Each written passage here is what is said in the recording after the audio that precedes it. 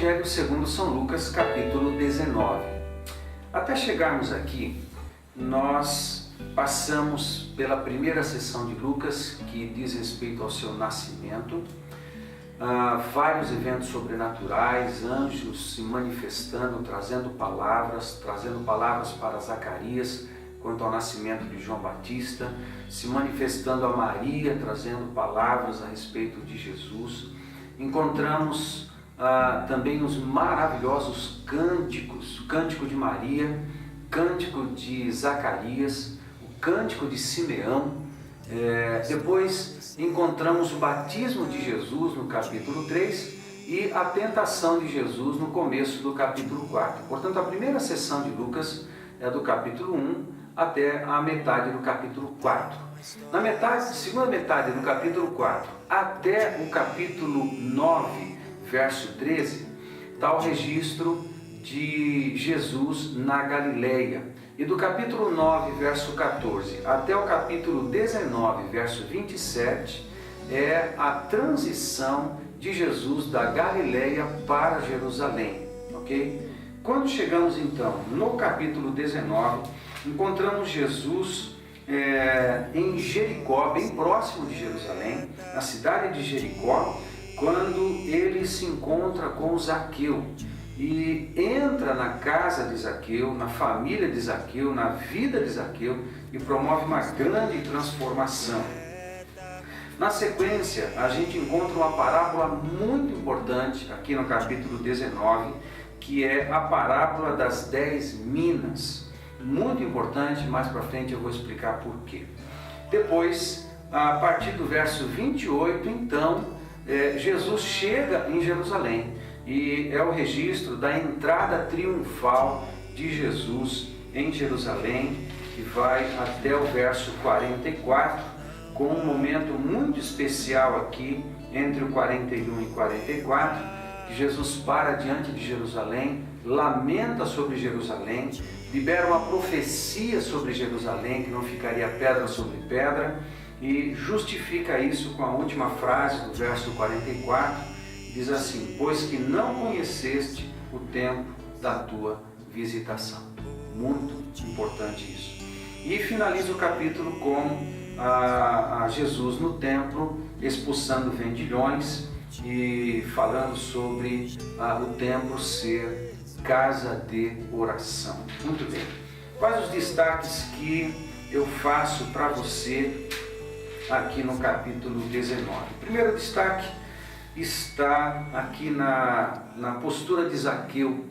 Quando recebeu Jesus na sua casa, ele manifestou um fruto de salvação precioso, que foi a restituição às pessoas que ele tinha roubado.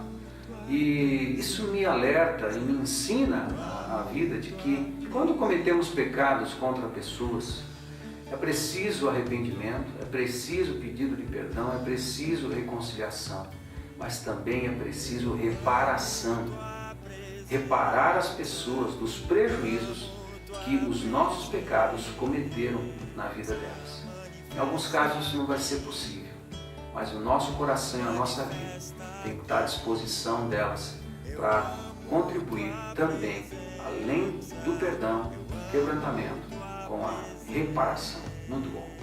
A parábola, então, uma segunda observação, a parábola das 10 minas. Eu quero fazer uma aplicação, você vai ler essa parábola e eu quero fazer uma aplicação. Primeiro, por que ela é importante para nós? Porque o ensino dessa parábola é para os discípulos de Jesus que estão entre a primeira vinda e a segunda vinda de Jesus. Portanto, esse ensino é para mim e para você. E quando você ler, vai entender com detalhes, eu vou fazer somente a aplicação. Há um momento no final da parábola que o Senhor, que volta de estabelecer um reino, ele presta contas com os seus servos das minas que deixou com cada um. 10 servos, uma mina para cada um. Ele chama o primeiro para prestar contas e daquela mina que entregou ele devolve 10. O Senhor o coloca sobre 10 cidades. O segundo, prestando conta da mina, ele devolve 5.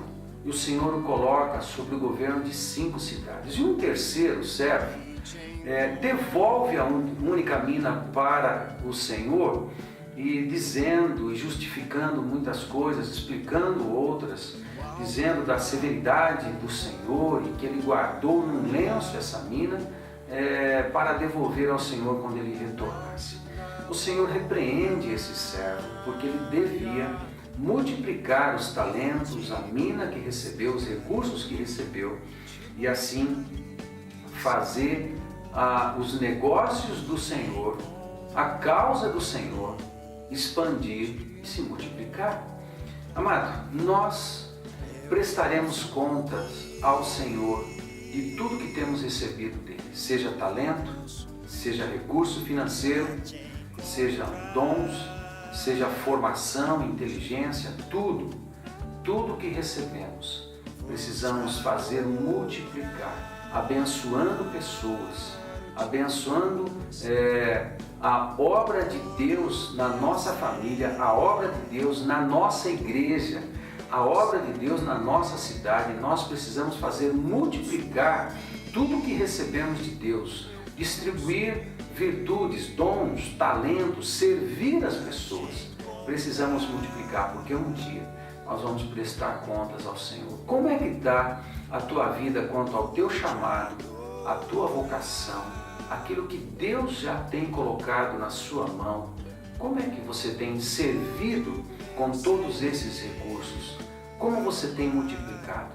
Eu convido você a pensar, a refletir e a agir, e colocar em prática, em ação, servindo pessoas, fazendo multiplicar tudo que Deus tem colocado para você, colocado nas tuas mãos, porque um dia, eu e você, prestaremos contas ao Senhor. E eu finalizo com uma observação histórica aqui, quando Jesus está diante de Jerusalém, e ele faz uma profecia de que não ficaria ali pedra sobre pedra. Essa profecia, ela aconteceu por volta do ano 30, que é o ano provavelmente da crucificação do nosso Senhor. Mas foi registrado por Lucas no ano 60, mais ou menos, foi quando ele escreveu o seu evangelho. Nesse tempo, o imperador de Roma é Nero. Nero acusou os cristãos de pôr fogo em Roma no ano de 64 e Nero pratica suicídio no ano de 68. E quando Nero sai do império, do governo do império, tem um ano bem interessante, o ano de 69, 3 imperadores passam por Roma, depois um quarto, num ano só, é o ano conhecido como o ano dos 4 imperadores. Aí entra um quarto imperador chamado Vespasiano. O primeiro nome dele era Tito Flávio Vespasiano, e ele foi imperador de Roma do ano 69 até o ano 79. Ele tinha um filho, o seu filho tinha o mesmo nome, chamava Tito. Vespasiano, ele era mais conhecido e é conhecido na história como Vespasiano, muito embora o seu primeiro nome seja Tito. Porém, o seu filho, Tito, que também foi imperador depois que ele saiu, no ano de 79, o seu filho então é conhecido na história como Tito, o imperador Tito. Mas no tempo de Vespasiano, houve uma revolta em Jerusalém contra Roma, no ano de 64, que foi intensificando ao ponto de, no ano de 68, 68, haver uma investida de Roma contra Jerusalém, e que foi intensificando no ano 70, quando então Vespasiano já era imperador de Roma. Ele mandou seu filho Tito, que era um homem de guerra, e foi pela espada de Tito que Jerusalém foi destruída e não ficou pedra sobre pedra. Então isso aconteceu como cumprimento da palavra profética do nosso Senhor Jesus Cristo. E tudo isso por causa do fato de Jerusalém não ter percebido o dia da visitação do Messias. o aguardado, esperado, desejado das nações, passou por Jerusalém. Seus habitantes não perceberam. O Messias passou, Jesus, o Deus Filho, passou por Jerusalém e os seus habitantes não perceberam. Que não seja assim comigo e com você. Que toda palavra, toda manifestação de Deus que provarmos, toda revelação que recebemos da parte de Deus, possamos corresponder positivamente com tudo aquilo que Deus falar para a gente poder honrar a vida do nosso Senhor, correspondendo sempre, percebendo a sua palavra, a sua vontade, a sua manifestação e cooperando com o Espírito Santo a respeito de tudo que Ele nos fizer saber por revelação. É isso. Faça uma boa leitura do capítulo 19 de Lucas. Certamente você vai ser muito abençoado. Muito mais palavra, muito mais presença de Deus, muito mais fidelidade quanto ao nosso chamado e a nossa vocação no reino, muito mais fé e ação. Deus te abençoe.